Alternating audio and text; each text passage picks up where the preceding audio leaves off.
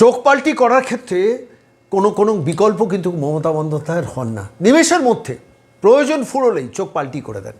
আমি আজকে যাকে নিয়ে প্রতিবেদন পেশ করছি তার নাম মঞ্জু বসু, নোয়াপাড়া থেকে তৃণমূলের বিধায়িকা ছিলেন। একসময় 2000 সাল, আপনাদের যদি মনে থাকে 2000 সালে এই মানুষটি বিকাশ বসু, মনে পড়ে আপনাদের বিকাশ বসু নামটা? সে বিকাশ বসু খুন হয়ে গিয়েছিলেন।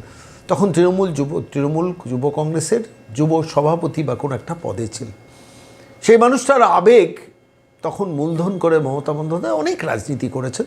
তারপর পরবর্তীকালে মঞ্জু বসুকে ওই নোয়াপাড়া কেন্দ্র থেকে নির্বাচনে দাঁড় করিয়েছেন।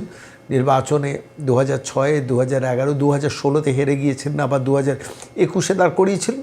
কিন্তু সেই মঞ্জু বসুকে তাড়ালেন মমতা বন্দ্যোপাধ্যায়। কেন তাড়ালেন? তার প্রয়োজন ফুরিয়ে গেছে। এখন তাকে ওই নোয়াপাড়া কেন্দ্রে ভাইপোর প্রার্থী তৃণাঙ্কুর ভট্টাচার্য, তাকে প্রার্থী করতে হবে। যে তৃণাঙ্কুর ভট্টাচার্যের বিরুদ্ধে জিটিএতে চাকরি দুর্নীতির ব্যাপারে অভিযোগে এই রাজ্য সরকারের শিক্ষা দপ্তর তার বিরুদ্ধে এফআইআর করেছিল, এই তৃণাঙ্কুর ভট্টাচার্য নয়, তাকে দিয়ে রিপ্লেস করালেন কাকে?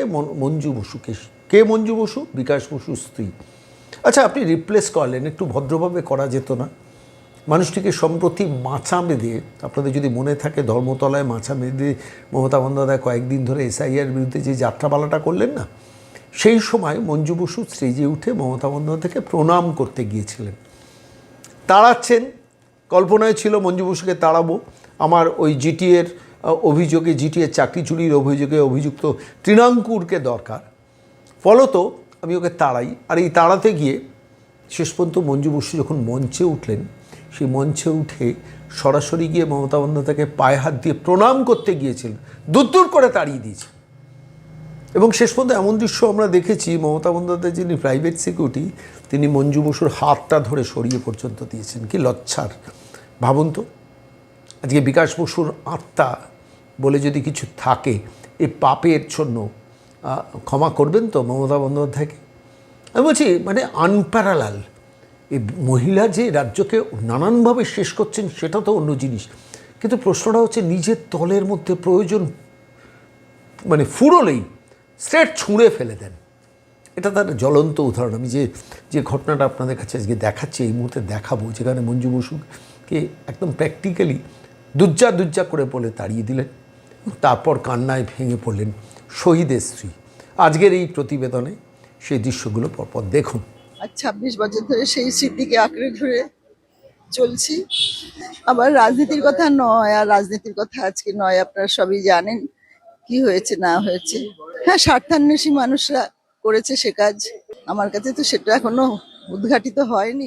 গেলাম দীর্ঘদিন ধরে, এই 25টা বছর ধরে আমার যে জীবনের সব শেষ হয়ে গেল, আমার জীবনের আমার স্মৃতির সিঁদুর গেল, কোনো কারণ ছিল না, সাথে সাঁকা গেল এবং আত্মীয় পরিজন সবাই সরে গেল ঘৃণায়।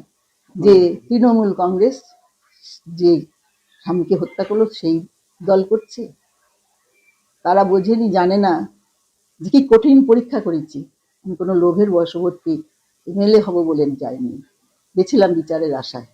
25টা বছর ধরে আমি ইনসাফ চেয়ে আসছি, পাইনি এবং আমাকে দাবিয়ে রাখা হয়েছিল।